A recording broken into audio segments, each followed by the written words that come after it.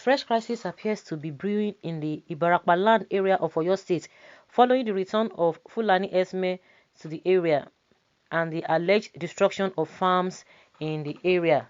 The Fulani Esme had in January migrated out of the Gagan and other communities in Ibarapa, Oyo State, following the eviction notice given to Seriki Fulani of Igogon, Saliu Abdulkader, by Yoruba activist Sunday Adeyemo Igboho, aka Igboho. However, farmers in Igogon told Saturday Punch that the Esme had not only started returning to their area, but they had allegedly resumed destruction of farms and threatened to attack farmers who resisted them.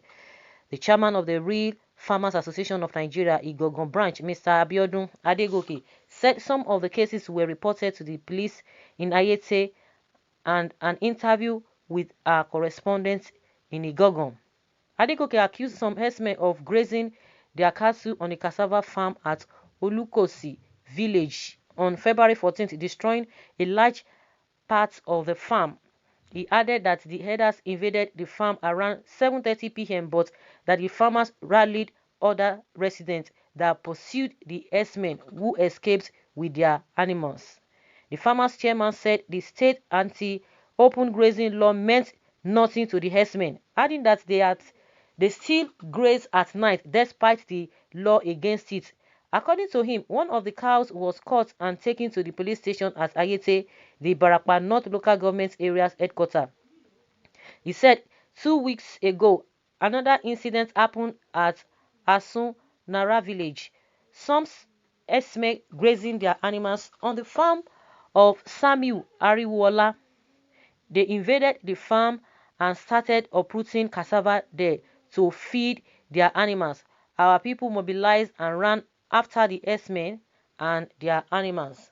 They escaped, but 6 rams among the livestock were caught and were taken to the Gagan police station.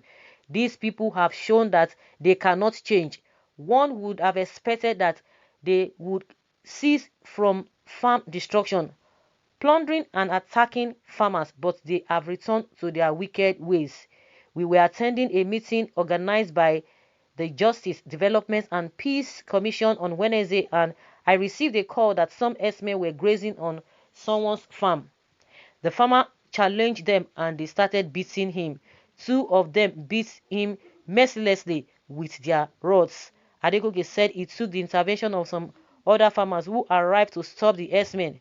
As they were talking, one of the herdsmen, Yaya, brought out a cutlass and threatened to attack one of our people. But when he saw that they were many, he stopped, the farmers' chairman added. When contacted, the convener of Igogon Development Advocates, Oladiran Oladogun, told Saturday Punch that the herdsmen had started returning and destroying farms. The police public relations officer in Oyo State, Mr. Olugbenga Fadeyi, also told a correspondent on the telephone that the police would have started an investigation into the cases since the complainants said they had reported the issues. He said the police would have begun investigation since they had said the incidents were reported. We will continue to do what will promote unity and peace in every area. Well, according to what we are hearing now, they have resumed again, but police is telling us that because they've complained, the people, the residents, the farmers have complained that their own is to make sure that they promote unity and peace. That statement is political. They are not going to do anything, no matter what. They are not going to do anything. The question is that, does it mean all this while they've not seen any of them carrying AK-47? With this statement they made that they are here to promote peace and unity, they will not be arrested. And I know a lot of people will say, oh, see the story or the narrative or the narration of these farmers. Oh, when you get there, you cut them and you now return them back to the police station. Of course, they are not going to do anything. At the end of the day, whatever you must have complained or you must have taken to the police station, believe you me, and that is it. The police will still give them back. They will not do anything.